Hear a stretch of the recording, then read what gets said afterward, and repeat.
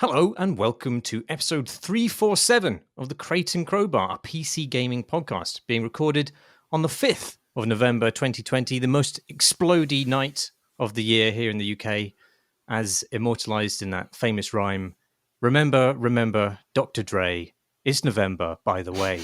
I'm Marsh Davis, and I'm joined tonight to celebrate the ritual burning of papist conspirators and also PC games by Kevin MacLeod's Dark Doppelganger, Graham Smith. Hello. Mirror Universe Bob the Builder, Tom Francis. Hello. And the Lawrence Llewellyn Bowen of hell, Alex Wiltshire. Hi. So, did anything happen this week? I feel like it was a pretty quiet week. No global events really worth mentioning. Just everybody quietly getting on with their own thing. The last thing I knew, it was the last pod I was on. Do you just go to sleep afterwards? Just hibernate between pods. Understandable. What is there if one is not podding? I do know the answer though. What is that? Teardown is what happens between poddings. Yeah. What is Teardown? Would you like to explain for the audience, Alex? Teardown is a very good game that involves breaking stuff, stealing stuff, breaking stuff in order to steal, stealing stuff in order to break, and generally having a nice time.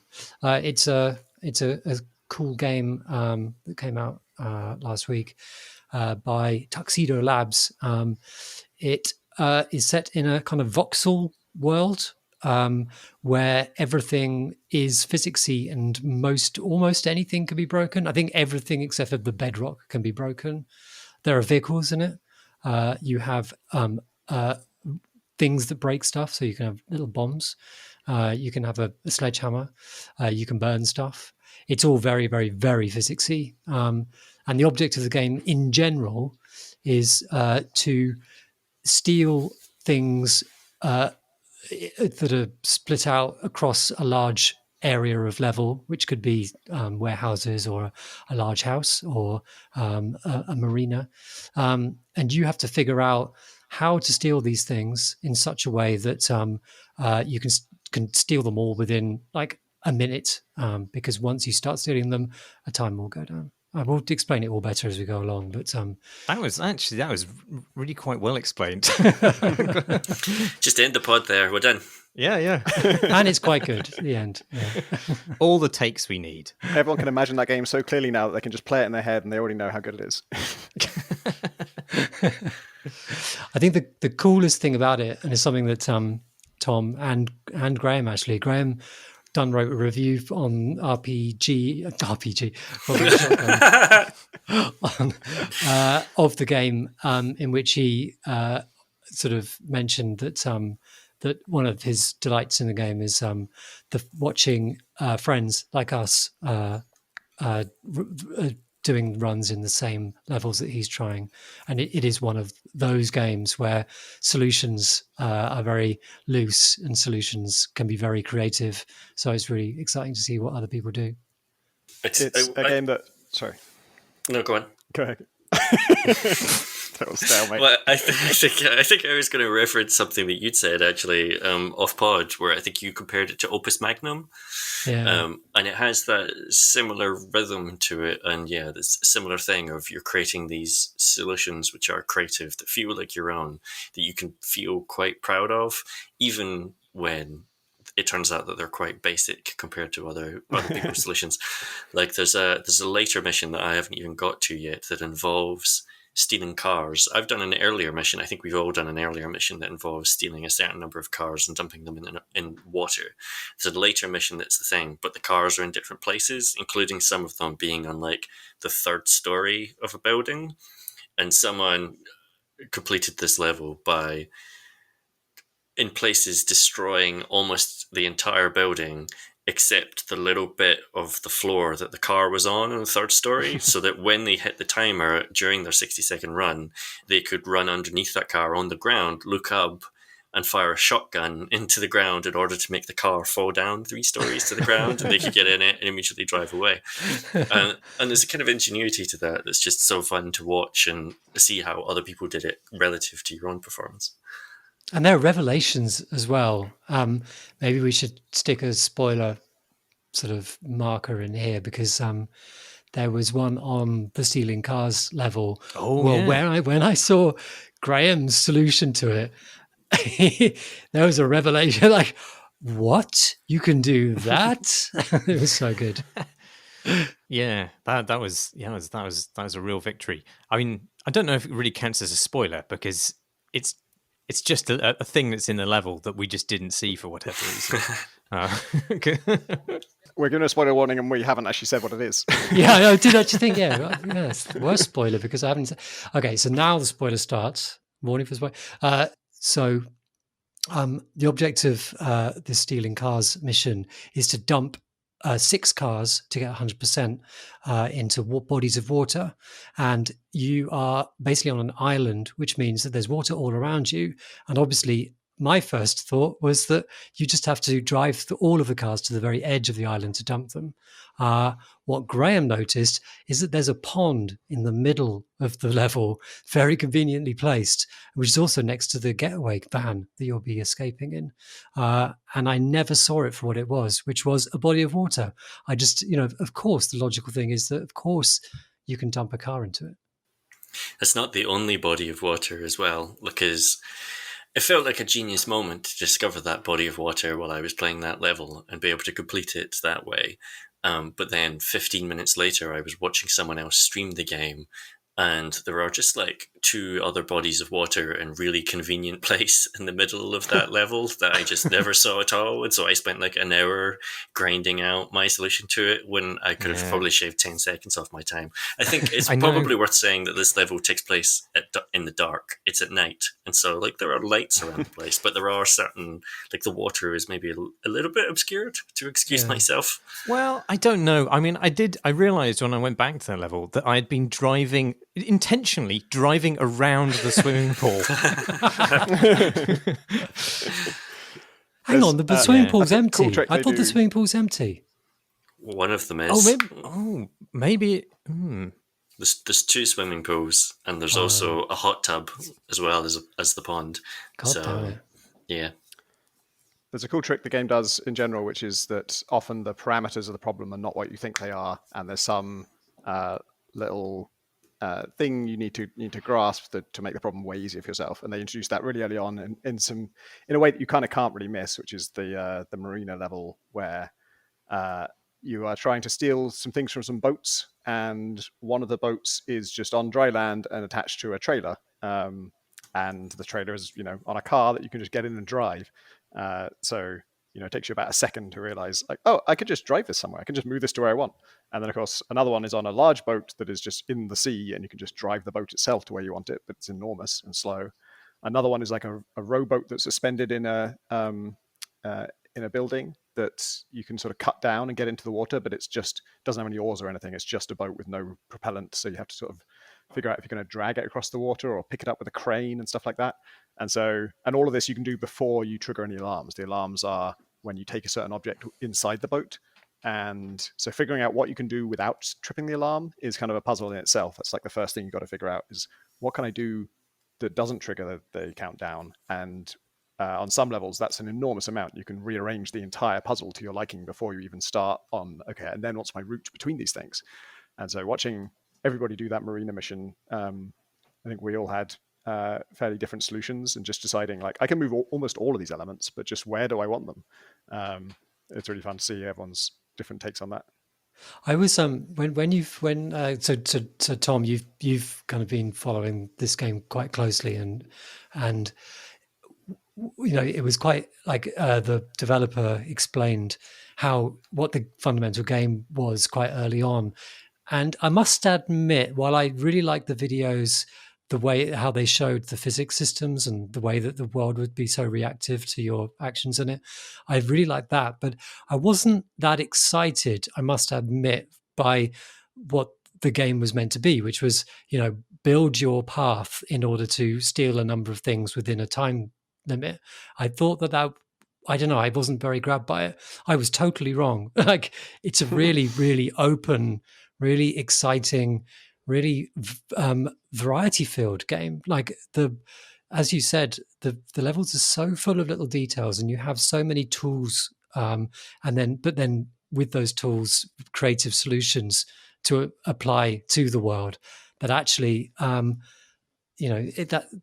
simple task of creating an efficient route. Actually, Graham, you described a really cool thing, which is these desire path thing. Where those desire paths that you get across greens, where people have been taking shortcuts. So you're building shortcuts for yourself in this game. That is really fun, and I was just wrong not to pick that up from the videos. I mentioned the desire paths in the review I wrote of the game, but I also sort of scornfully said that if you listen to podcasts, especially podcasts about design, you will eventually hear about desire paths, because it's the kind of little tidbit that's beloved by podcasts like 99% Invisible and stuff like that. And I'm just realizing that, there are people listening to this right now learning about desire paths from us. Yeah, I think, Alex, you were saying that, just watching the videos and hearing the concept, it didn't quite, come to life in your mind. And I think if it was just like that Lee Chemicals area, the first kind of mission you do on that involves tripping alarms, is what I think the game looked like in its earlier stages, which was just you kind of bore through walls and you break down pipes and you make ramps, and then you just make a really streamlined route between some fixed points in the level, and that's it. And just doing that better and better and better, I think wouldn't be that exciting. It would be a game for a certain kind of audience, especially like speedrunners, obviously. And it would still have a bit of the Opus Magnum stuff, but it would be, I don't think you'd be sort of blowing your mind with new revelations and things when you thought about the puzzle more. And actually the final game, I think, is a lot more about vehicles and about mobile elements, and has a lot more kind of interesting custom setups that encourage you to like change the way you're thinking about the whole space and rearrange things and pull off clever things. Extracting safes is really fun. The fact that, the safes that you have to get out of these levels are too heavy to carry, and so you have to figure out if you can get them onto a vehicle somehow, but they're not sort of in convenient places for that. And so basically that trick you were talking about with the car, Graham, of destroying almost all the rest of the building so it can just be dropped down. You can do that with a safe. But then what if there are two safes? How are you going to get them both out with only one vehicle and not enough time to make two trips? And stuff like that is engages so much more of your brain than I think that it looked like it would. Yeah, I thought at first that it was going to be more like a speedrunning or like a racing game like experience, and I'm never interested in just improving times, really. And so this is much more of a puzzle game. It's exactly why I'm interested in it, I think. Although I have found that I've been still surprised that I've been compelled to do the optional objectives, because that's another thing. I will take the easiest route through every part of my life, including video games. And if I can complete a level by doing 3 things rather than 6, I would normally in most games just do the 3 and move on. But it's compelling enough trying to work out how to manipulate and change the space that I want to push myself in order to get all 6 or all 8, whatever it is, on a particular level. Yeah, it's funny actually that it's not that interested in, it's not a game that records your times. I don't think there's nowhere that it records your best time on a level. Like, the one where I think actually would probably record the time left you have on the clock.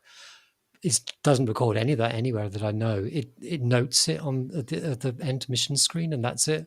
It's actually, it has the, it seems to be very confident that it knows that it's just exciting and interesting in the player's minds, and you don't really need all that supporting structure to kind of encourage another playthrough. Yeah, I guess we should say it's early access, so it's possible some of that stuff will come later. But it's interesting to how it handles optional objectives, because up until, for me, when there's optional objectives in a game, there's kind of 2 kinds. There's the kind where it's like, if you're really good and you're really dedicated and you really are serious about this game and you're the right kind of player, then maybe you want to go for this. And that's like getting Ghost rating and Dishonored and stuff like that. And I don't do those.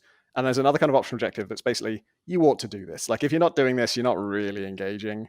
And that's true. I think Into the Breach's objectives all of the interesting ones are optional. The only primary objective ever is just survive. And so if you're not doing the optional objectives, you're kind of not engaging with the game. And so this, so far, it's been like every time it gives me an optional objective, if it's, you've got to get 3, but you can get 6, I'm always like, okay, I've got to get 6. And I've just hit my limit with that now. There's the current one I'm on is like, you've got to steal 8 paintings. And for the longest time, it looked like I could only possibly do 5. And, you don't have to steal 8 paintings. You have to steal 4, I think. Maybe it's even 3. And for the longest time, 5 seemed the most I could do. And then I figured out a way to do 6. But when you do that and you sort of rethink your route and you come up with a new strategy and you realize you can take a detour and you can park a car here and be ready to do a breakneck chase under time pressure to get to this last one, you finally put it off with like 0.6 seconds spare. At that point, you could not be more cosmically certain that it cannot be done better. Like, there's no way you get 2 other paintings on top of that. So that's either, I'm curious, we don't know for sure that the game doesn't tell you it's possible, right? It doesn't say you can get all 8. It just says there are 8, get as many as you can. And it's perfectly legit to have a game where it's not possible to get all 8, and it's just about which ones are the most convenient to get in what kind of cluster and what's the most you can get. I suspect it probably is possible because of those secret lakes and stuff on the car sinking level. There might be some kind of revelation about that. Like, to my mind, there's no way to move any of these paintings without tripping up the arm, but I might be wrong about that. Maybe there's some way you can, or maybe there's a fucking helicopter on the level somewhere. I don't know. You can take the wall to, just pile up bits of wall next to each other. I mean, I actually tried that. Like, you can, because everything is destructible. So whatever the thing is wired to, you can just mine that entire thing out. But as soon as it's disconnected from the ground, the alarm goes off. So I think it's sort of, it proposes that there's some kind of wire or something going in somewhere. Yeah. One thing I've been slightly put off by maybe is one note of caution while it's in early access is that there is only one way to save a level mid-progress, which is a single quick save slot. And I quite like the fact that it's a single quick save slot because it does mean that you have to sort of live with your mistakes. And as Graham notes in his review, your final solution ends up being built on the carcasses of all your other failed solutions. And there's something really pleasing about that. But at the same time, it doesn't allow you to load that quick save once you start a new session of the game. So you can't stop mid-solution, go away, and then come back to the game later, and then come back to your half-finished solution, which is a bit of a problem because I find that, especially if you're going for the long shot of setting up, stealing all 8 paintings or something like that's probably going to take you well more than an hour. I would imagine, maybe several hours to really think it through and execute it. And I don't really have that kind of space for a single session of that length in my life. You can get around it by moving the saved file to a temporary folder, then moving it back after you've quick saved again. Okay. But it's a bit of a faff. So I'm hoping that whole save system will change. But I also don't want it to change so much that it gives you like a really liberal set of saves to return to. Yeah, I agree. I was going to say also that if the setting up is just as fun as the solution, Oh yeah, there's it's the most fun part, I think. Yeah, like those carcasses, the killing the carcasses is definitely really good. My really early on in the game, there is there's a car that's on the back of a very large fishing boat. And I had a very long and very enjoyable time trying to get it off the back of the fishing boat. Like my solution was the most inelegant, the worst, very, very messy.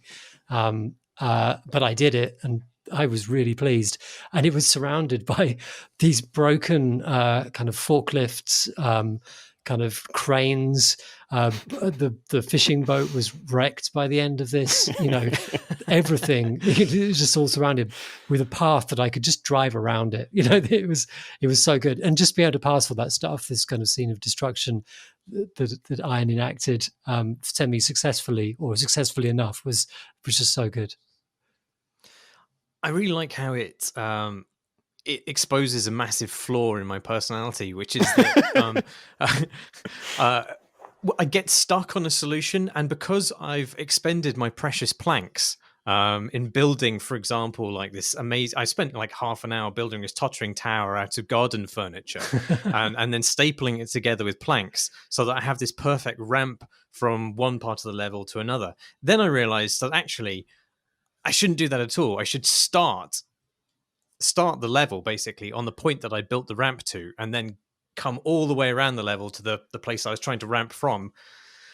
So the ramp was completely superfluous, but I'd sunk my plank fallacy by that point. So sunk plank fallacy. I persisted with that completely stupid solution for ages, pig-headedly, just pointlessly wasting time on it before then just wrecking it in fury. There's a unique and particularly intense for me feeling that of seeing something really valuable, important get badly damaged but not destroyed. And so I don't know if you guys remember Galaxy Quest. There's a scene where like they're coming out in a Starship Enterprise basically type ship, but the guy flying it doesn't know how to fly it, and it just kind of veers to the left and it kind of scrapes against the hangar, and just everyone watching in the film, but also me on my couch, are absolutely contorted and like stress and like oh god. And Teardown absolutely has that. Like multiple times I've been carefully steering out. I was towing that boat that I mentioned that's already hooked up to a trailer, and realizing like, oh, I can turn pretty sharply in this. This is great. And then I realized, oh, if you turn too sharply with a towed load, your back of your car just crunches into it, and just like mangles the front of the boat. Like, oh god, no. And there's that one car in the mission where you got to dunk them all in the water. There's a car that is in disrepair. It doesn't have any wheels. It's just like on a crank thing. And the only thing I could figure out to kind of get it out of there was I just used like a JCB digger thing with like a scoop arm, and I just kind of like hugged it with that, and it just absolutely mangled it. It just got crushed and crushed, and I kept slipping out as well, so I had to keep picking up the wreckage that I just like half destroyed and scoop it up and then try and like drop it onto something else. And by the end of it was like there's 4 voxels left of this car, but technically it went in the water, so Yeah. You're welcome, luxury car smuggler. Drop this smoking husk off. There's one thing about it that I'm not so sure about, which is the way the tools unlock. So at the start of the game, you have access to a sledgehammer, which can break wood, but not metal, and not brick. You have a blowtorch, which can set light to stuff, and you have some spray paint, and that's it. I think, is that right? At the start of the game, I think so. And then as you succeed at objectives, whether main or supplementary, they will go towards a count, which will then unlock stuff as you play on. So you've played the first level and designed your solution for the tools you have at hand, and you can feel good about that. Like you do feel good about it. But then I felt once I'd unlocked the shotgun, the planks, and all these other really useful, really great tools. The blowtorch thing that can actually that wasn't unlocked at the start, which could cut through metal. The blowtorch. That changes what the solution you would have given to the earlier missions, and that felt to me a little bit cheap's the wrong word. I just felt like if only I'd had that stuff, I'd have done something better. My solution that I had now feels a bit crap because I would have done that now. And yeah, I don't know. Isn't that incentive to return to those levels and try again? I think it should be. I'm not feeling that, but it should be. And I think that's more to do with me. I also feel that it is making me want to do more, get more objectives done because I'll get the next toy. So there's that successful element to it as well. But I don't know. I just feel like shortchanged a little bit because I didn't have this great toy to use in the earlier level. I think this is probably just me. How would you feel if, when you replayed earlier levels, you were set back to whatever tool set you had at the time? I think that's what I would have preferred. Yes. I think that might be quite arbitrary, but I'm very interested in this question because I'd like to know how everyone else feels about it, because I have to make this decision for our game. Like, it's a game where you're unlocking new abilities and new wizards and stuff throughout the course of the campaign, and I want to let you replay old missions. And to be honest, the easiest way for us to do it is just let you play them with whatever you have right now. You can with all the new wizards you've acquired and all the new abilities and stuff. And I've been wondering, do we also need the ability to go back and sort of reset yourself to what you had back when you first played it? yeah. I think the upgrades are a bigger problem to me rather than just the unlocks of the items themselves. I think it's because you can explore future levels and find items on them that give you money. So like when you're exploring the mansion, for example, you're finding caviar and expensive food mixers and stuff like that just convert into money the second you pick them up, and then you can use that money back at HQ, the kind of we haven't really talked about it, but the area in between missions, which is like your warehouse / workshop. In fact, we haven't really spoken about the story stuff at all, where you're a down on your luck demolitions expert getting drawn into a seedy underworld of illegal construction and petty corporate espionage, I guess. Like extremely petty emails that come in, or this strange rivalry. But yeah, as you explore those levels, particularly the mansion, you find expensive items. You can use that money to then upgrade all your tools, including just increasing the quantity. So like the number of shots you get with the shotgun. And that makes an enormous difference. And so like I don't mind the incentive to go back to earlier levels and replay them with the tools I've got now to see if I can get a better time. But I sort of feel like I'm incentivized to go back to earlier levels and just walk around them to try and find junk in cupboards, so that in future levels I can have, more pipe bombs or whatever. I quite liked having a reason to explore though, because some of the stuff is hidden in quite good places, like voids in between rooms in a house, where actually if you look at that room and that room, that should be bigger.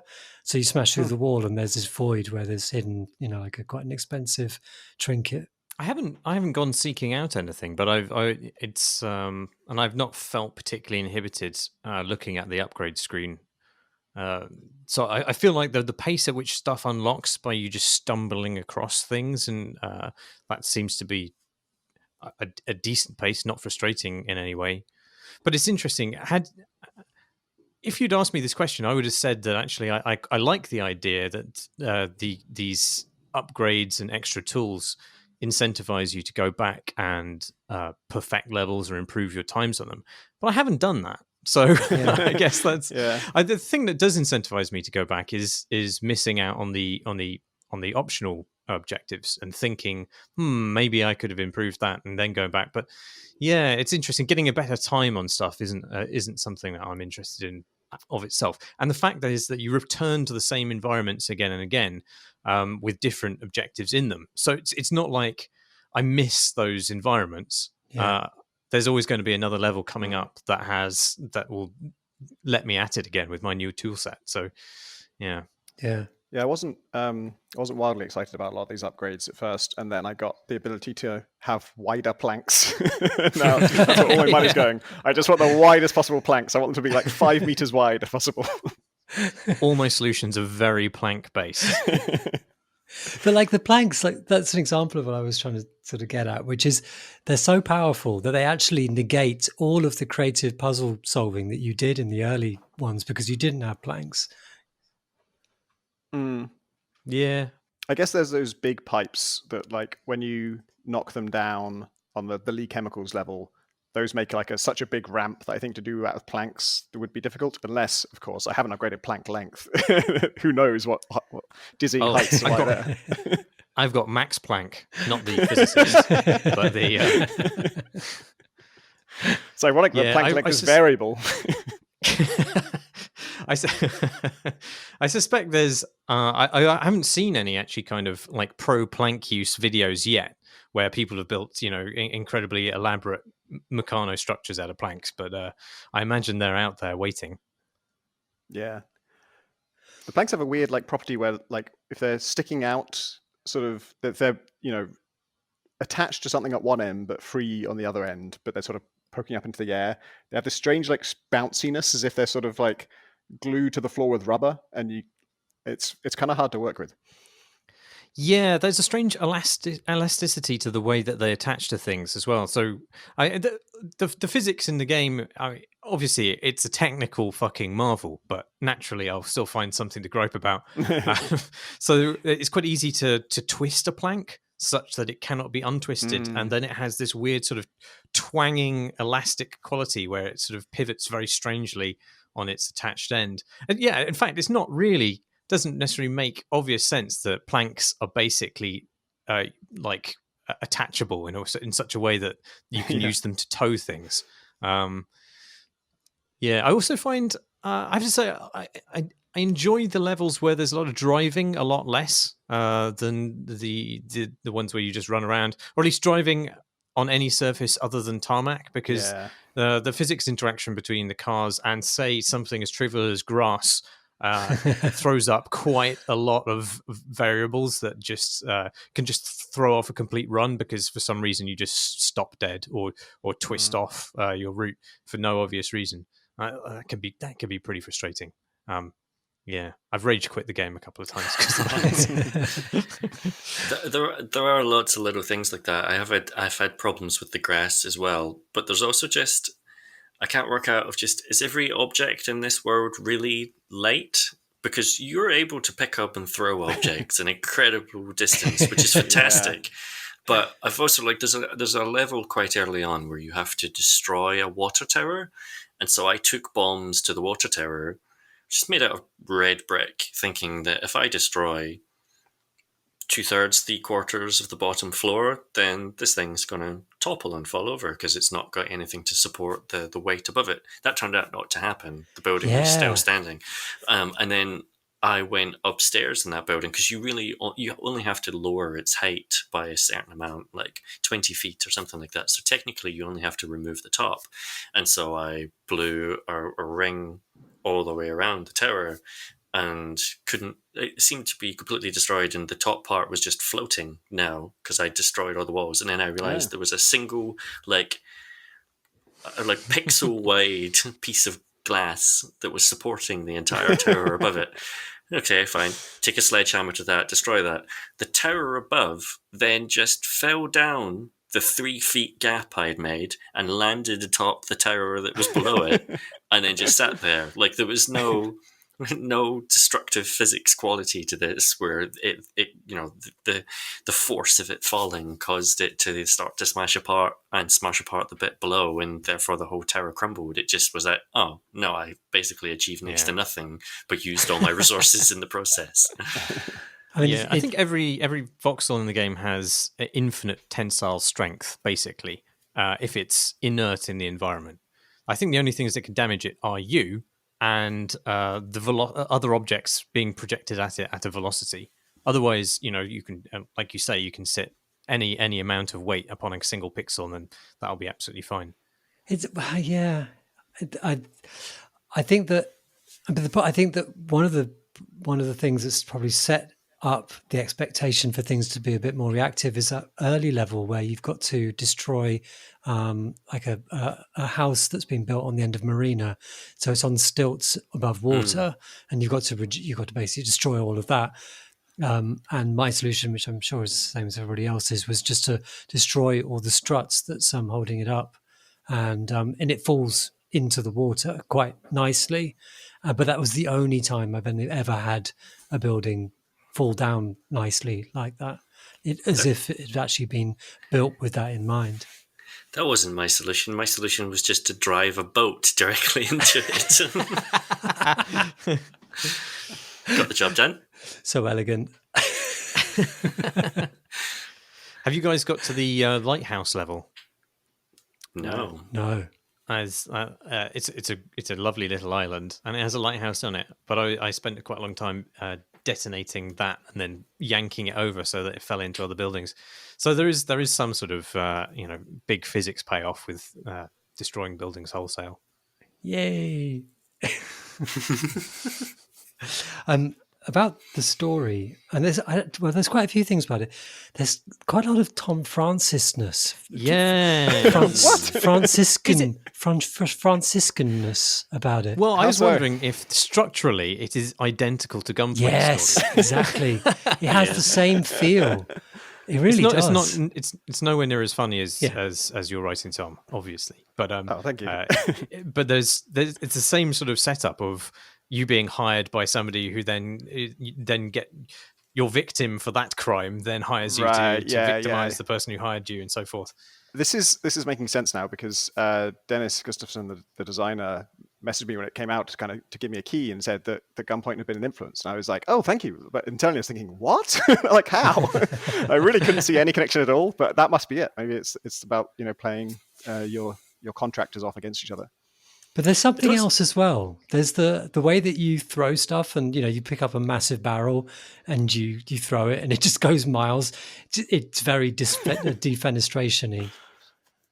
It's also it's a game about breaking and entering and stealing an object from inside it, and it's kind of puzzly. So just the pacing and rhythm of it feels quite like Gunpoint to me as well. Yeah. Oh, awesome. Has anyone been playing anything else? I've been playing Disc Room. Oh yeah. I started it and I died so fast and so consistently. And I moved to the next room and I died so fast and so consistently that I decided, okay, this might be too severe for me. I found it actually. So this is a game from 4 people. So it's JW, late of Vlambeer. So there's Dose One is doing the music, very good music person. Kitty Callis, who worked with JW on Minute, and Terry Velman. I think Terry Velman also worked on Minute. But anyway, so this is 4 people. It is a game in which you are playing in this little arena. Your object is usually to survive as long as you can against lots of discs, buzzsaw style discs, which will kill you instantly if they touch you. And it manages to find a huge amount of game within this tiny setting. So it's sort of, it's sort of, I suppose the base, it's like a bullety hell kind of moving around and trying to survive game.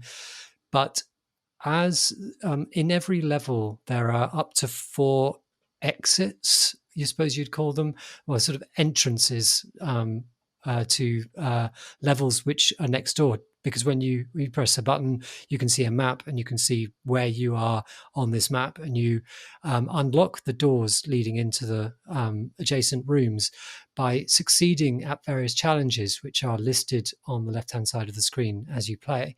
And they could be, they're usually things like survive 10 seconds. But then there are also these different kinds of challenges, like get a third disc to appear, and it's not immediately obvious under what circumstances a third disc will appear. And there are basically, it becomes a sort of almost a puzzle game, as you try to figure out the circumstances in which certain things will happen, which will open up these doors. And that's really finds a huge amount of variety as you play basically what is a running away from very, very frightening buzzsaws. There are levels in which it took me a while to notice, for example, that in some levels there is a central area, and your timer only goes up when you're standing inside it. It took me even longer to realize that when you use special abilities which are granted to you over time, things like a dash, which will take you through objects so you can avoid them. There's one that puts out a clone of yourself so that if either you or your clone get killed, you will swap to the survivor to control it. So you're basically giving yourself like a little extra life.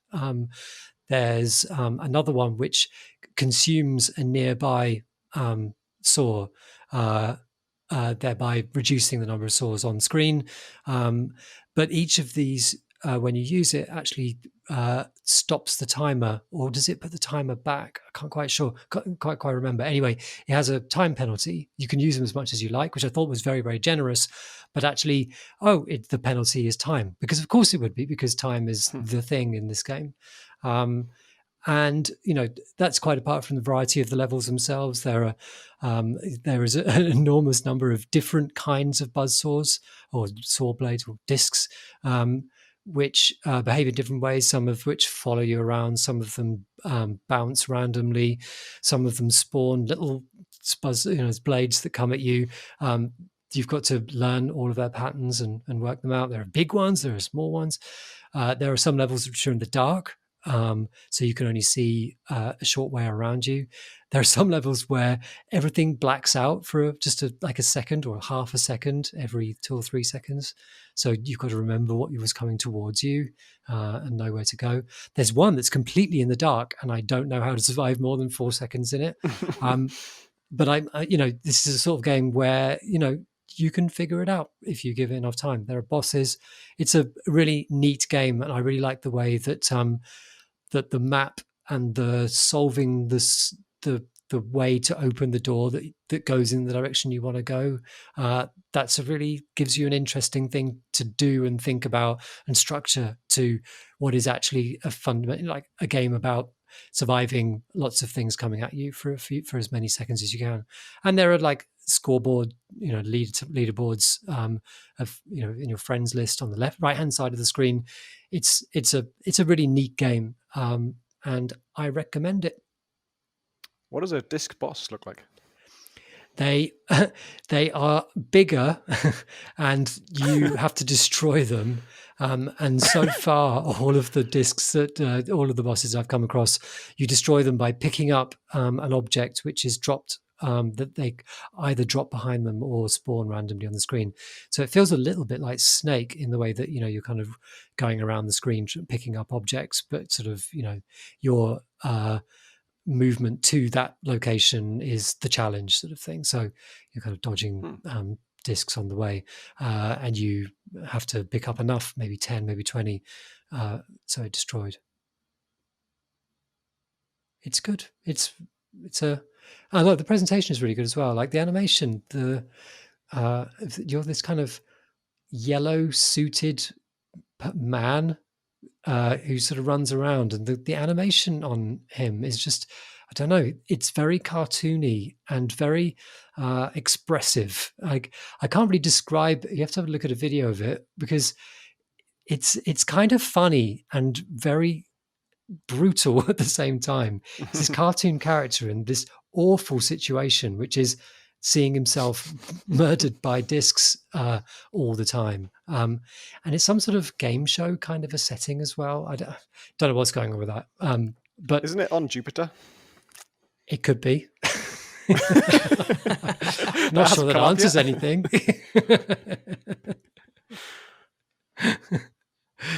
Where does this sit for you on the sort of Devil Daggers scale? That's interesting, because it's not like that at all. It isn't. I mean, like on the surface it is, because yes, you can try and eke better and better times out of a particular level. There are so many levels, and they all differ so much in the types of discs that you're facing, and the specific challenge that you're setting yourself. I want to open that door, or I haven't felt the kind of, can I just survive a bit longer urge in this game as much as that, because there are so many levels, partly, whereas Devil Daggers obviously is one level, and therefore one time, which you're, anxiously trying to increase. Has anyone else been playing anything? I've been playing Root, which is originally a board game, and is now on Steam and iOS. And it's is anyone familiar with the game in any form? No. It's so the board is just like a forest, and it has about 12 different clearings on it, and all of the everything's going to happen in those clearings, and the clearings are connected by certain clearings are connected by paths, and there are 4 factions sort of vying for control of the forest, although the definition of control is very variable, because each faction is completely different to the others, like basically playing a different game.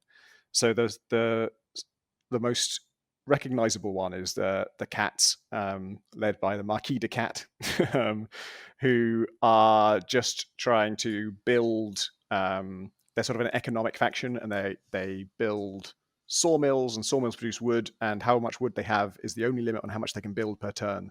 And so if you have a shitload of wood, you can build a shitload of recruiters, and then when you have a shitload of recruiters, you can build a shitload of cats, or I guess recruit a shitload of cats, and then you're just booming in a way that no one can stop you, and you'll conquer the whole place. And they just get points for building stuff, so they don't even need to really defeat the other factions. They can just, if they built enough stuff, they win, because they get victory points from that. And then the next most standard faction are the Airy, who are the birds, and they also build buildings and have warriors and stuff like a strategy game faction, but they have to commit in advance to what they're going to do this turn and every turn from then on. So you start with you pick a leader, and that determines what 2 things you're going to do every turn. And the obvious one to pick is the leader that lets you move and build every turn. And those move and build, they're called decrees. You have committed to moving and building every single turn, but they are those decrees are wild cards, which means it doesn't matter where you move and where you build, as long as you can move and you can build. But if you ever can't do that for any reason, your government collapses. And every turn, you must commit to doing one more thing on top of all that, and that stays forever. And so you are just forever, it's obviously about foreseeing what you will and won't be able to do, but you are forever being asked to overcommit. You just have to overcommit. There's no other choice. You have to keep committing to more and more stuff every single turn. And those wild cards, you're not going to get a lot of those. Most of the other cards that you commit to this to make decrees are they have a suit. Like there will be a mouse card or a fox card or a rabbit card or one other. And when you use a fox card to decree that you're going to build every turn, you must build in a fox clearing, and there are only 3 of those on the whole board. And once you built one thing there, you can't build another thing there. It's gone. And if someone else has already built something there and you haven't destroyed it, then you can't build anything there. And there are just so many reasons you might not be able to do that. Or if you just don't have a unit there. Or if you do have units, but someone else has more units, you can't build there. Or if you just built too much, you just don't have any more buildings left in reserve, then you can't build and your government collapses. And so it's this, like, I'll get back to them because they're the faction I've been playing the most because they're kind of fascinating. But then the other 2 factions are even more different to those. The next one is the Woodland Alliance, who are they start with no buildings and no units, but they are a revolution. And so each turn they get to spread some sympathy, and they just pick other people's clearings and just say, okay, now we have a little mouse with a loudspeaker there, kind of yelling at your people because they to basically build sympathy for our cause. That mouse can't attack, and anyone can destroy it trivially. But if anybody destroys any of their units, it triggers outrage, which means they have to give up a card to you. So basically, they hand over some of their currency to you. And so basically, you're not powerful, but no one really wants to fight you because it's a really bad look. And so you keep spreading, and the more support you build, the faster you can spread, and the more points you get for it. And eventually you can, if you have enough, you can trigger a revolt, which means you destroy everyone else's buildings in that clearing and you build your own building and you get a warrior. And it has interesting mechanics, like spreading sympathy by just spending cards is quite cheap at first, and then it gets more and more expensive. Eventually it gets very, very expensive to ever spread any more sympathy at all, because you have to spend like 3 cards and they have to be of the correct suit to match the clearing that you're trying to spread sympathy in. But your warriors, which early on you have none of, and as soon as you get those, you think, great, I've got a warrior, I can actually fight now. Those guys one of their actions is to organize, which means they stop being a warrior and they just spread 1 sympathy, which early on seems rubbish because you lose your most valuable or your rarest resource to gain something that you could otherwise get quite cheaply. But as you spread more and more sympathy, it gets more and more expensive. And so actually towards the late game, it's a really good idea just to walk your warriors into clearings and just basically just like turn them into organizers so that they just spread sympathy instead. And if you've already got a load of sympathy, the more you have, the more points you get for the next sympathy point you acquire. So, you might get 1 victory point for your first sympathy point, but if you've already got 6 sympathy and you get your 7th, that's like 4 victory points, and that can just win you the game right away. So each faction has those little like balancing acts. And then the 4th one is the Vagabond, who's just one character. He's just like an RPG character. He's just going around. He can delve into ruins to find items. He can trade with the other factions, although the way that works is that there's no agency in it for them. If you decide to trade with them, you use up one of your items, sort of, and they give you a card, and they have no choice. Even if you've killed a bunch of their people, they still have to give you a card for it if you choose to do this. And if you do that enough, then you become like allied with them, or they sort of have forced to be allied with basically. Yeah. What the player themselves thinks is irrelevant. That you've given them enough stuff and got enough cards from them. Oh, sorry, I got that backwards. You give them a card and they give you an item if they have one. If they don't have an item, you just wasted a card, and you don't necessarily know if they do. But yeah, again, it's not voluntary. They have to give it to you if they have it. And the items are things like every sword you have means you can use that every turn to attack. So if you have 3 swords, you could fight 3 different groups of people in the same turn. If you have a bunch of boots, like in real life, the more boots you have, the further you can walk. Yeah. So if you have like 5 boots, then you can walk 5 times as far as you normally can. And then there's even like inventory capacity. You need to find sacks to carry all this stuff. And then when you get in a fight, instead of having hit points, because you're only 1 unit, every other unit dies in 1 hit. It's just your toughness is just how many units you have. Because they're only 1 unit, instead their toughness is how many items they have. And so every hit they take breaks one of their items, and then they have to go into the forest and like spend a turn repairing it to use it again. And if someone breaks your bag, that's a real pain in the ass, because if that was what you needed to carry your other items, you just have to throw everything else away. So it's this bizarre, like everyone is playing a completely different game, and those games are all trying to interact, but in ways that are so counterintuitive. And that's both its strength, because it's super interesting. I mean, it takes a long time to explain the game, but I think by the time you explain the game, you've already made the case for why it's cool, because that's just inherently cool, right? That sounds incredible, yeah. But the downside is that because they're all doing such different things, they all have different ways of getting victory points, and none of them are really about just killing enemies and getting a foothold and building buildings, which sounds nice. It sounds cool that they have these different political themes and they match those. But in practice, that means victory feels very arbitrary. It's just like someone puts down a building, and they're like, "Oh, technically I've won because that building got me enough victory points that I win now." Or the Vagabond, especially winning, is very strange. I can't even remember what all the different things that give him victory points.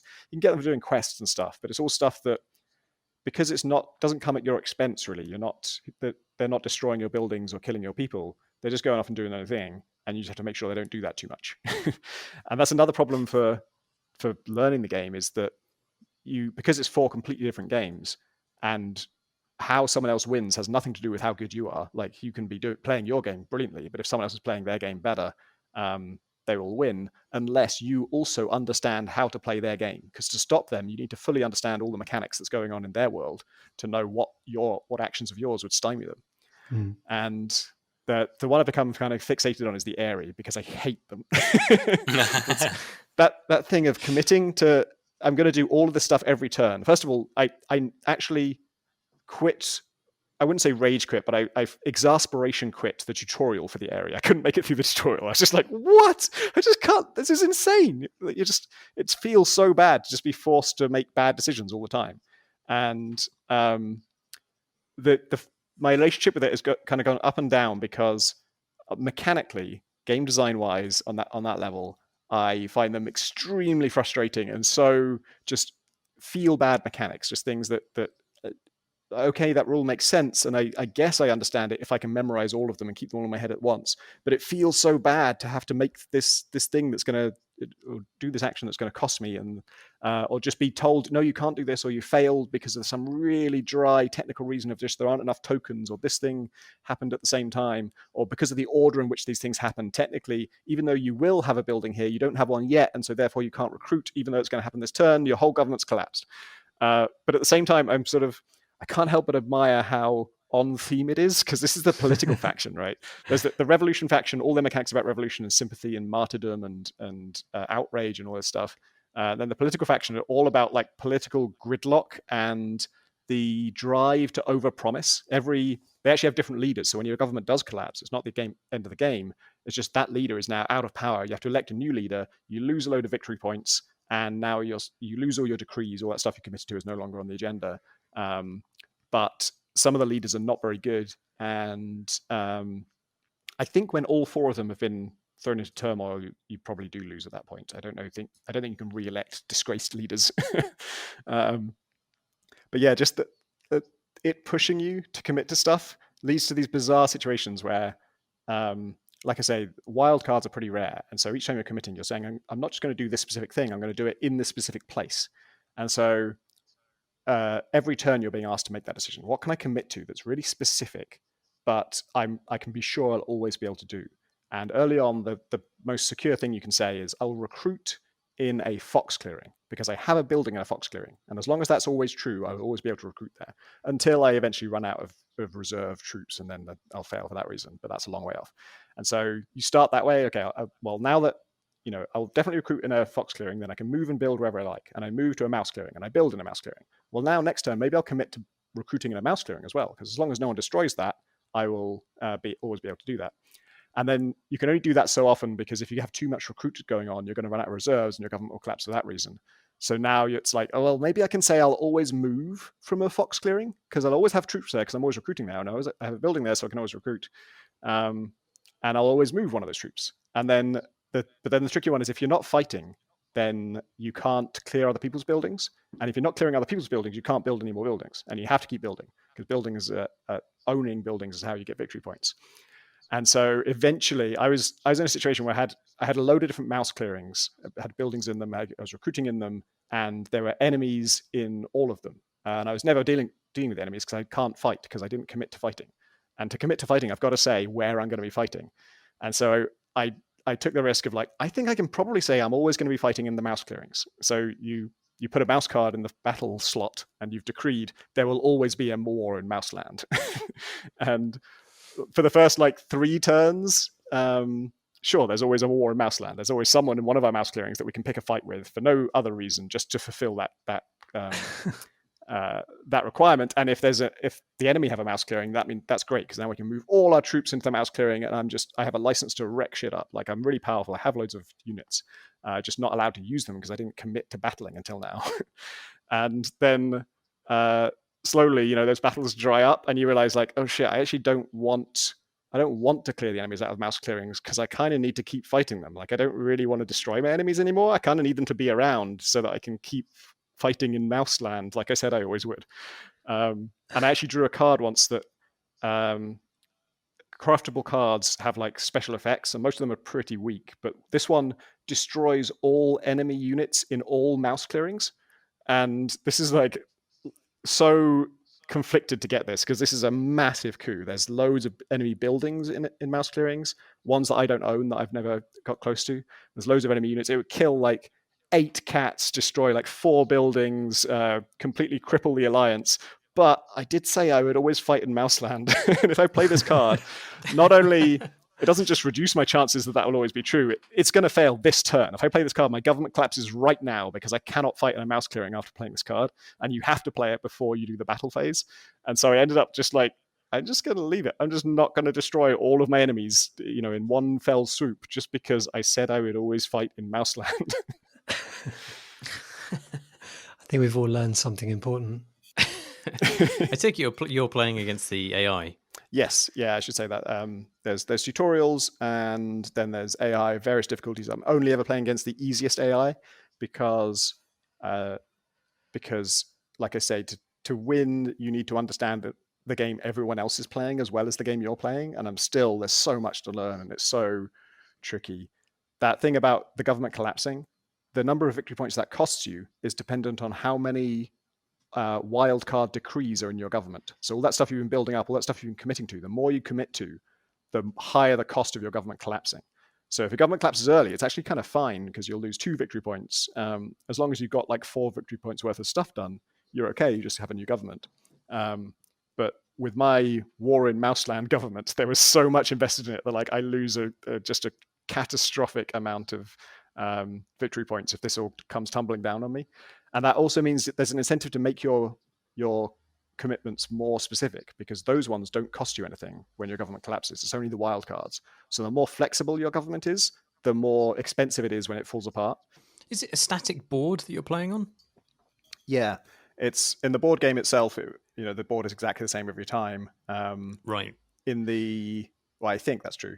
In the digital version, I noticed there's a little checkbox for if you want to randomize which clearings are which. So the board would still be the same layout, but you just change which one's a fox clearing and which one's a mouse clearing and that kind of stuff. Right. Because my question is, it's sort of, where does the variety of the game come from session by session? Because if the board's static, then is it just emerging from the randomness of the cards you get, or are people's different objectives just so complex that the interaction between them creates very different games each time? Yeah, it's mostly that complexity, I think. There are some I think in the digital version, the area just start in a random place. I didn't choose where they start, and that I think is determined by a card draw in the board game, because it would depend on what the suit of a card you draw, I think. Because I notice you always have in your starting hand a card that matches the suit of the place that your first base is. The cats have to place a bunch of buildings right at the start, but they have free reign over that. So I imagine it's probably like the airy go first and they are placed randomly. Then the cats are going to decide where they go based on that. And then the Woodland Alliance are going to place their sympathy based on that. And yeah, it definitely doesn't feel samey in that way. I played it again this morning because I thought I'd probably talk about it and I wanted to refresh my memory a bit. And I played as the area again, and I was looking at it and thinking, okay, now that I understand this, I'm really comfortable and familiar with it. I can see I committed to moving and building on this turn, and I can see I can move to a mouse clearing and I can build there right away this turn. So I know in advance I will have a mouse clearing this turn. So actually I can commit to recruiting in a mouse clearing. Brilliant. And I clicked commit, and the very first thing that happened is, you can't build in a mouse clearing, your government's collapsed. Because the move and build phase happened after the recruit phase. So at the time the recruit phase happens, I can't do it. And I've had governments collapse for because I'm too powerful, I've got too much stuff. And so even though I've made sure that I've destroyed the enemy building in this clearing and I've got troops in there and I control it, I have majority control, I can't build a building because I just don't have enough building tokens. Like in the physical board game, there's only a certain number of actual physical board game tokens that you would have. And once you run out of those, if you can't build for that reason, that's also a failure on your part and the government collapses. It's just, oh my God, at every turn, it's so fucking pedantic. It's just actually, you can't do that. Actually, you can't do that. And I think playing the digital version has exacerbated that, because of course the digital version is always right and it knows all of the rules and it will call you on every single thing. If I was learning this with a friend, especially if you're learning with friends who haven't played before and you're all learning it together at the same pace, I think you would all be doing stuff that is illegal moves, because there's so much that's intuitive that isn't allowed. Like even things like moving between two clearings that are really close to each other that are connected by a river. Well, the river's not a path, so you can't actually do that. Those clearings are not connected, whereas clearings way across the map are connected with a really long path. And yeah, the digital version is just forever. You've just bombarded all these reasons. Oh no, you can't move there. No, you can't move there. Oh, you can't do this. No, that's a failure. No, you can't do that. And it's so irritating. Does it have a multiplayer mode? Yeah, I think so. I'm playing on iPad mostly. I got it on Steam as well. I can't remember about online multiplayer on Steam. I assume it has that. And then on iPad, you can just do pass and play as well. I love how clever and brutal this all sounds, given that the art for the game seems to be cute cats and raccoons wearing neckerchiefs and playing harmonicas and in a kind of cutesy forest world. I would never have guessed from looking at the screenshots that this is what the game was. Yeah, and really political as well. It's fun. On the digital version has a difficult challenge to solve, I think, because what's happening is pretty dark. When you spread sympathy and you put a little mouse with a megaphone down there, and an enemy just fucking kills it. They're just slaughtering. It looks like a child. It's a tiny little cute mouse. And so it's a very cartoony death. It's sort of a big, cloud of dust, and then it falls over and it's got X's on its eyes and stuff. It's like, oh God. It's not the only game with this sort of aesthetic. There seems to be a bunch of sort of Redwall-inspired games popping up at the moment. There's Banners of Ruin as well. I don't know if you played that, which is a card game where various forest creatures horribly shank each other. Yeah, I think I saw this. It looks really nice. Yeah. It sounds a bit like it's in the same lineage as so just before the first lockdown, I got a copy of the Dune board game, which is very old now, and it has some of the same flavor of this kind of these vastly asymmetric factions where the game is like when you're first learning the game, you are continually surprised by what the other players are able to do and them unexpectedly winning because you didn't know some little thing about what they're able to do. But then lockdown happened and I've only managed to play once. So that was actually Marsh and I played. I think we played twice. And I won unexpectedly, accidentally, both times, very quickly. So I'm happy never to play it again. I am the master of Arrakis. I definitely love the idea of these kind of these games in which you're faced by these completely seemingly bizarre actions by the other players. I just checked it. It does have online multiplayer on Steam. Maybe we should have a go. It might also be a miserable experience.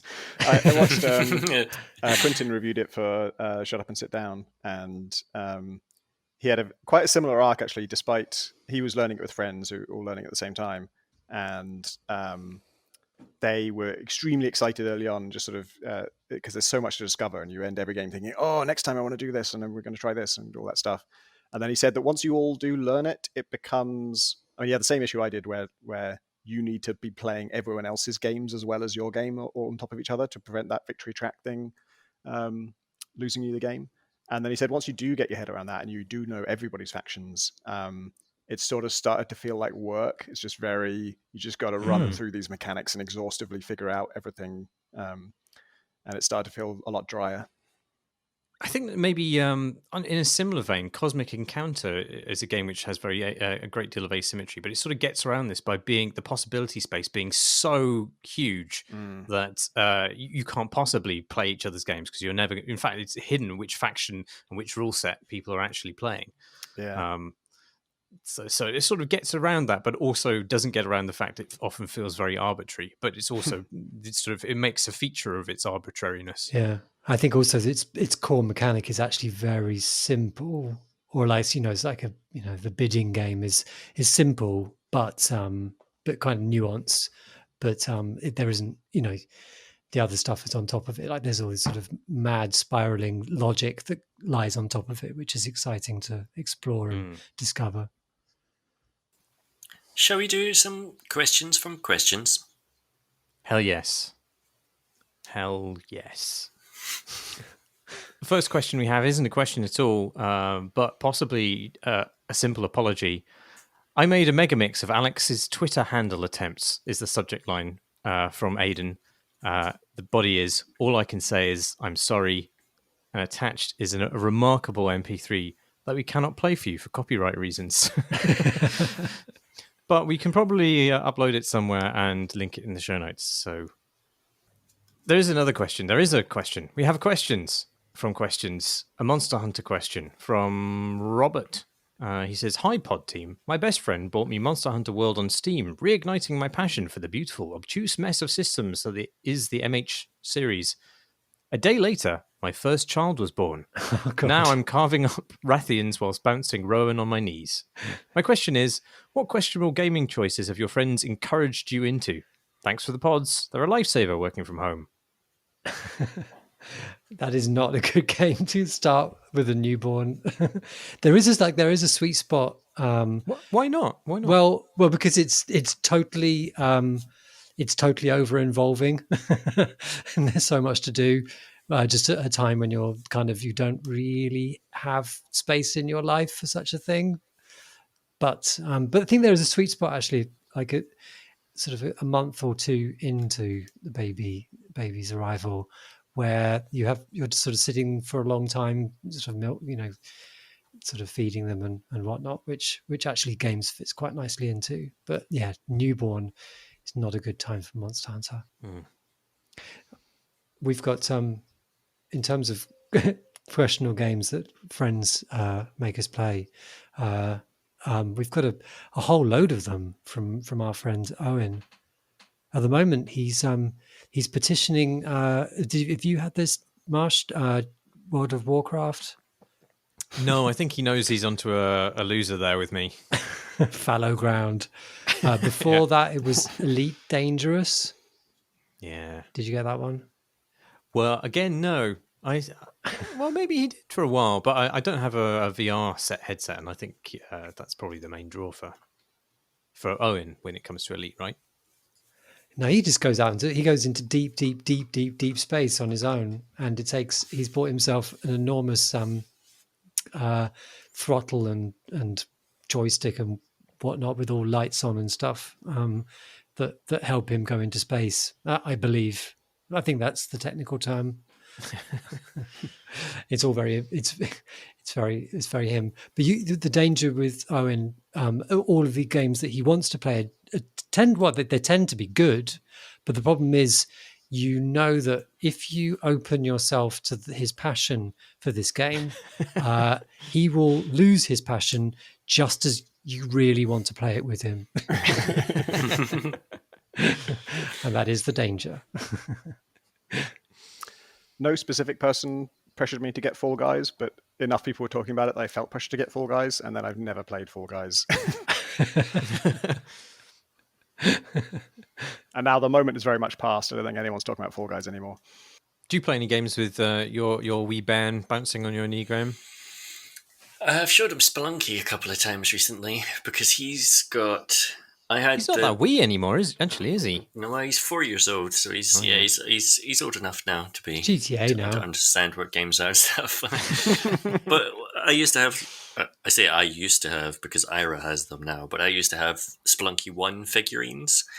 I can't remember if I've said this on the pod before, and so they became Ira's toys essentially quite early on, and so he's been playing with a little Spelunky man and a little shopkeeper with a shotgun, and the damsel and that sort of stuff for years. So he recognizes the characters in the game, except we created our own lore for those characters because we didn't want to call him Spelunky Man and Shopkeeper, and so Spelunky Man became Spencer Spelunky, and the shopkeeper is his dad. And so because you look at the little figurines, they look kind of similar. So I know this is. I've shown him Spelunky 2 basically, and he recognizes the characters. But what's he make of you brutally killing? Well, yeah, that's where I was going with this. So, after a little while, his mother suggested that maybe he shouldn't watch Spelunky anymore. I've got a newfound soft spot for the shopkeepers in Spelunky ever since there's just a little sound effect that you get if you buy everything in their shop. I think they have a few of them, but one of them is just them going, okay. Just saying okay in like a sort of chuffed way that is really adorable. Mike from California says, Dear C&C Musing Factory, the Talk of Paradise Killer is an island of mythical weirdos in a pseudo-Miami where fantastic architecture is juxtaposed with mundane buildings. Led me to try the game. I'm enjoying my visit. Thanks for the tip. I lived in Miami long ago, and the game presents a poetically accurate Miami beach. Mundane warrens of low-rise apartments and ordinary folk amid the towering presence of self-imposed god beings of impossible buffness and fancy dress. But the gem-driven fast travel system in Paradise Killer, not in the real Miami, does, as described, stink, turning an appropriate optimization of the island's UI into a boring resource sink. I'm still hoping there's something interesting hidden in its design for me to uncover. My question: what games have fast travel that's interesting beyond skipping space faster by portal or mountable? In some books and shows, you can go mad or get lost in the warp between worlds. Transporters malfunction. In Final Fantasy XII, fast travel from ports involves boarding a hotel ship. You are free to extend travel indefinitely by exploring the craft or simply tell the game you're ready to exit the ship at your destination.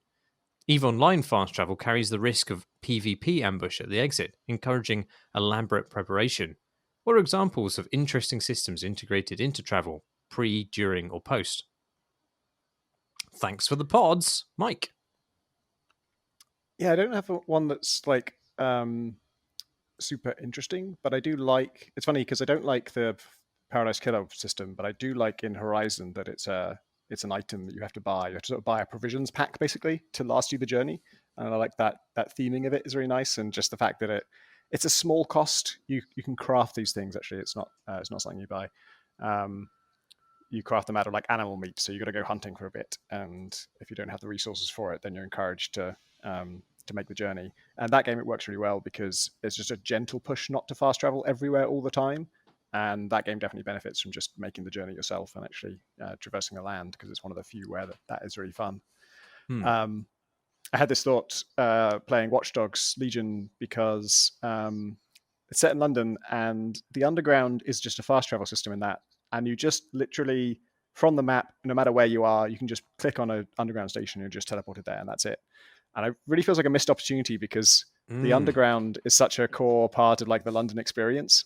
And I know that modeling the whole thing would be perhaps excessive for something that will still ultimately amount to a fast travel system. But what I wish is that you just kind of cut to you like in a train carriage, looking up, at the top of the carriage, they have a bunch of ads and then sometimes a map, usually just of the route you're on. But I would make it a map of the whole of the underground and just make that like a little, almost a mini game where you just have to figure out what route are you going to take to get to where you're going. Because that's such a London thing, is just thinking, okay, I need to get to Waterloo, but that's only on this line, and I don't have this line at this station. Which one do I need to go? Where do I need to get off and change? And that's super mundane. It wouldn't be like a back of the box feature or anything, but I just think that would be a really nice little bit of busy work to do in between getting somewhere. Yeah, that's a really nice idea. Yeah, I mean, they didn't have any kind of mini game in the Spider-Man game came out recently for PS4, but your fast travel is contextualized as you being on their underground system, and it has these nice little sort of interstitial video clips of Spidey hanging out stuck to some part of the train, checking his phone. And there's nothing to it. It doesn't really give you a flavor of what it's like to navigate an underground system, which I think which I agree with you, is sort of carries such a lot of personality with it that it seems a missed opportunity. But it's still, nonetheless, just those short clips just give you a sort of, I don't know, there's just something about the sound of kind of rattling train carriages and the screech of it going around the track that was pretty evocative, even if it didn't involve any kind of interaction. I quite like that. Yeah, but relatedly, in fact, to Watch Dogs and travel, James writes in with what he describes as more of a transmission of feelings and thoughts, with an appended question, which I'll slightly synopsize. He's been playing Watch Dogs Legion, and because he lives close by in deep, dark Essex, it's a city that he has a strong connection to. And at the beginning of the game, you're walking across the street from an underground station, which is Brewer Street, which is a fictional station. But it immediately resonated with him because there is a clothes shop that he likes to visit on that road in its real-life counterpart.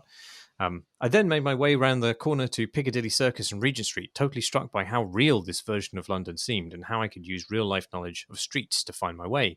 I spent the next 2 hours walking around the city, visiting areas that I've also visited in real life, each time being totally blown away with how real they seemed. The sounds and sights brought back many fond memories, and the feel of the place seemed authentically British. The sound of road crossings beeping is particularly evocative sound of a city. Fellow Brits will attest to this, I'm sure. At the risk of an extended wank about the minutiae of UK cities, my question is this: what is the most evocative, recognisable or real-seeming environment you've experienced in the game? It could be a place that you've visited, lived, or simply know from seeing pictures or through other media. P.S. Dear Ubisoft, please set Watch Dogs 4 in Chelmsford, my home city. I did. My first experience of this really was going to Liberty Island for the first time after having played it so many times in Deus Ex. And until I got there, I didn't realize that like the pier you start on in Deus Ex is a real place, and that's what the start of Liberty Island looks like. That's how you arrive at it in real life too. And that was a cool feeling. That is obviously the disconnect between how it looks in the game and how it looks in real life is not uncanny. There's definitely differences, particularly because of the limitations of the technology. And I have been, probably the most clearest example of this is for Watch Dogs Legion for me, because just because most games that I play a lot are set in America, if anywhere, and I don't know many American cities that well. Actually, I had a bit in Watch Dogs 2 just with San Francisco because I go there for GDC, but not to the point that you really know it. And London, spend a lot more time in general, and it's fun to visit the bit around Resd. Actually, I haven't found Tobacco Dock, which is where Resd usually takes place, and I got as far as like Googling on Google Maps, like, how do I get from this station to Tobacco Dock in real life? And then I was going to try and replicate that route in game, but then I got distracted by something in game and lost my train of thought. So I don't know if you can actually, if the fidelity is up to there. But I did find where I stay for Resd. There's this hotel by Tower Bridge, and it was cool just to recognize it and realize, oh, I know how to get, like, if I walk down the waterways here, this is roughly the right direction for Resd. Although, as I say, I never made the journey. But it was also cool just to like explore that area in a much more freeing way than you can in real life. It was just nice to like, oh, that interesting building over there, what is that actually like? And, can I go inside it, and can I hack it and murder people? I think the closest for me to that experience is, well, there's not that many games set in Scotland, but Edinburgh pops up in quite a few racing games. So I can't remember if it was Project Gotham Racing 1 or 2, which had Edinburgh in it. And at the time, that game seemed, I'm sure if I looked back at it now, it would be incredibly crude, but at the time it seemed so accurate and such a detailed recreation of Princess Street, the main drag through the city, where you've got shops at one side and then the castle on the left and the gardens. And I've done that again quite recently because it's in Forza Horizon 4, is it? Yeah. Again, there's a recreation of Edinburgh in there that you can race through at great speed, but I can spend a lot of time just stopping and looking at shops and buildings that are familiar from my youth. Is that actually a recreation of Edinburgh? Because I thought it was just like a pseudo Edinburgh-like expanse. A slice. It's a pseudo Edinburgh. There's parts of it which are pretty close to actual Edinburgh, but it is shrunken in the extreme, and so it's much less close, it sounds like, than Watch Dogs Legion is, for example.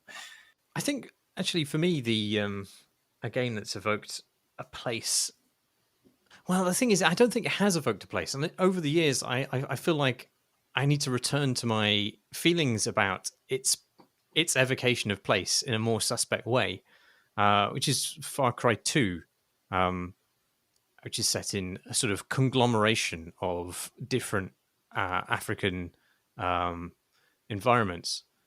And I think, although because I've been to Africa and I traveled around quite a lot of the eastern coast of it, I've seen quite a lot of these environments. And so for me, it feels very evocative of place. But actually what I'm experiencing is evocative of tourism of those places. And it's not the way that they have been combined and smushed together probably is very unrealistic. And perhaps people living in those places would find it quite patronizing that a large number of different locales have been smushed together as sort of an identikit version of Africa. Does that make sense, that I should feel strangely conflicted about this now? Yeah, I think so. I mean, it makes me slightly uncomfortable just that it is, an African country without sort of mentioning, like, if I remember rightly, they don't give it a name or anything. It's just, and obviously I'm fine with things being set in fictional countries and things sort of, you could set a game in a European country and make up a name for it or whatever, like the Princess Diaries, totally legit. But when you don't name it, and when it's in a place that is very often mischaracterized by people in the West as sort of grouped together as all one thing, I used to, a mildly annoying habit of mine was I would ask people what the biggest country in the world is, because almost nobody knows the right answer to that. and a load of people said Africa, which is not a country. And it's just frustrating. Yeah.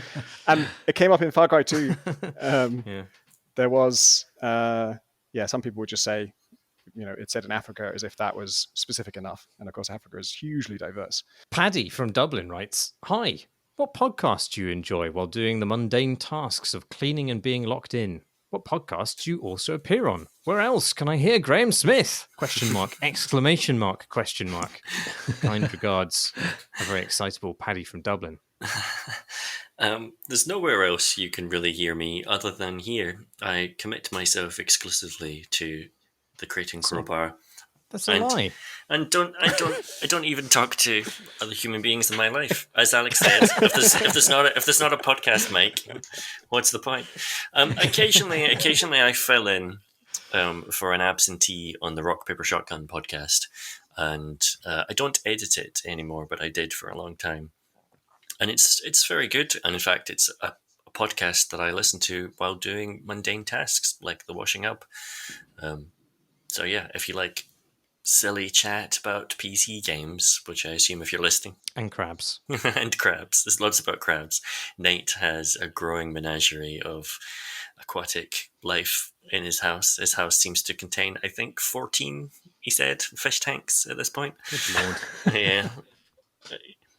He excuses himself by saying some of them are small, but but yes, it's a good PC gaming podcast, I think. It is very good. Very entertaining to hear Matthew Castle and Alice bicker over what the definition of autumn is. Yeah, that's what I was going to say. The Autumnal Games episode is a cracker.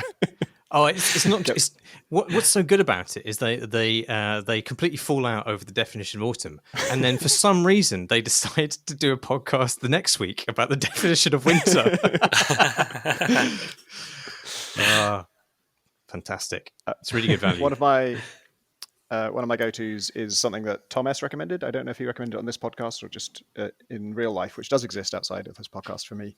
This Paranormal Life, which is two people discussing paranormal stories with... it's a strange mix of... It's a comedy podcast, and they're just bantering about it in a way that's very funny.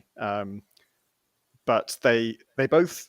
My guess is they're both skeptics, but at the same time, the whole spirit of their podcast is to decide whether or not this thing is real. And, about 30% of the time, they decide it is real. And so they have some kind of threshold for like, does this story add up? Is there, some kind of evidence for it? But most of the fun of it is just them recreating these completely flimsy, absurd stories in a way where they're giving it their all. They're really trying to imagine how this happened, but it's just inherently funny. And it's a good one because there are some podcasts, like I really like Phoebe Reads a Mystery, which is Phoebe Judge from the Criminal Podcast, reading mystery novels. But it requires too much focus to do it while I'm like playing a game or certain other tasks where I want something going on so that I'm not completely bored, but also I'm going to miss about 40% of what's happening. And so this Paranormal Life is a good one because you can safely miss a chunk of it and still enjoy the rest. I want to recommend another podcast, actually, because I love podcasts and I'm filled with podcast recommendations at all times. But it's Hey Lesson, which is a new podcast started by Brendy Caldwell, who used to be on the RPS podcast and used to work for Rock Paper Shotgun and has done stuff audio-wise for Shut Up and Sit Down before as well. But Hey Lesson is a video game podcast where he interviews experts from outside of games to learn things accidentally through the medium of games. I'm explaining this badly, but for example, he did a Baldur's Gate 3 themed episode where he spoke to a professor of infectious diseases about brain parasites, because Baldur's Gate 3 is a game in which your brain is infested by whatever those things are called. A mind flare? Is that what they're called within the D&D world? Yeah. And he spoke to I think like a UN expert in space about the inevitability of space war in response to Star Wars Squadrons. And he's just done one episode this week, which is about Can Hackers Defeat Fascism, where he speaks to a woman who's written books about hackers in relation to Watch Dogs Legion. And it's just fun, light. You'll learn something. It's good. I've listened to quite a lot of The Fault Line recently, which is not really in the vein of wacky hijinks that you can casually listen to while vacuuming, but it is a very good podcast with David Dimbleby going over basically the casus belli for the Second Iraq War. And it's really good. It has some excruciatingly tonally wrong adverts in the middle of it. For example, razors, with the producer, who presumably David Dimbleby himself wouldn't lower himself to shilling for these products. So the producer has to come on and says, "Oh, it's been a lot of late nights and early mornings doing this podcast, so I'm glad that I bought these fine razors to keep my face trim." And you're like, oh, fucking hell. Where's the skip button?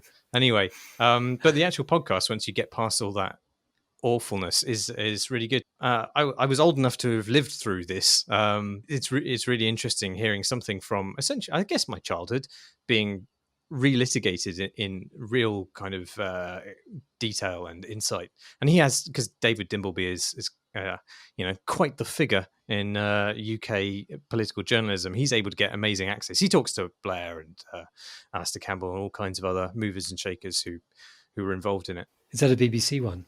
No, it's by a podcast network I hadn't heard of before. Called Something Else. Yeah. Oh, yeah. And every time Dimbleby has to pronounce it something without the G, I feel like he's angry about it. He's not a man who tarries with apostrophes. That's interesting. It's Something Else of are a production company who made loads of programs like for the BBC in particular. So obviously this is them going alone. They also do David Tennant's podcast. David Tennant does a nice interview podcast where he just interviews his celebrity chums, and they all come across as lovely. That's really good. That's really nice. But that the Something Else thing, his reading of that is also weird because that podcast is with context it makes sense, but it's a Something Else and no mystery production. And he says that, and the first 8 times I heard it, that is just word salad. David Tennant does a podcast with, there's a Something Else and no mystery production. What the fuck is that sequence of words? There's too much to listen to. I'm feeling a bit overwhelmed because I don't have time. We've gone too far with this question. We've answered it too well. We've answered it too well. Because obviously because the UK lockdown has just switched on, and I don't have the going out of the house and listening to the podcast thing, which is my podcast listening routine. Don't really listen to them around the house. Is this a sign that you don't pull your weight in the housework? It is. No, I do. I do listen to podcasts while doing the housework. But my wife doesn't like me doing that because she means she can't talk to me while I'm doing the hoovering, which I thought the hoovering would be the thing that shows you're not meant to talk to me because I'm making a loud noise. But I'm told that isn't right. Is this why you've taken to parping the vuvuzela as you vacuum? Yes. That's a great mental image. Those are all the questions that we have time for this week. If you'd like to send us a question, you can send them to questions@crateandcrowbar.com, or you can tweet us at crateandcrowbar, that we won't read the tweet. All these recordings are uploaded as videos to YouTube. And you can find other videos by us at youtube.com/crateandcrowbar. Thanks, as always, to our Patreon backers. You can back us as well, if you wish, at patreon.com/crateandcrowbar, or you can simply join our wonderful, nurturing Discord community, the link for which is on our website, crateandcrowbar.com. I've been Marsh Davis. I've been Tom Francis. It's caught unawares. Sorry, I could have teed that up a little better. I've been Alex Wiltshire, and I'm going to attempt to spell my Twitter handle ROT. I've already thought my way out of even the first few letters. R2 ROT. That's not even a letter. You're talking over. I'd gotten started there. ROT AT. Oh, for God's sakes. And then there you go. And I'm Graham Smith.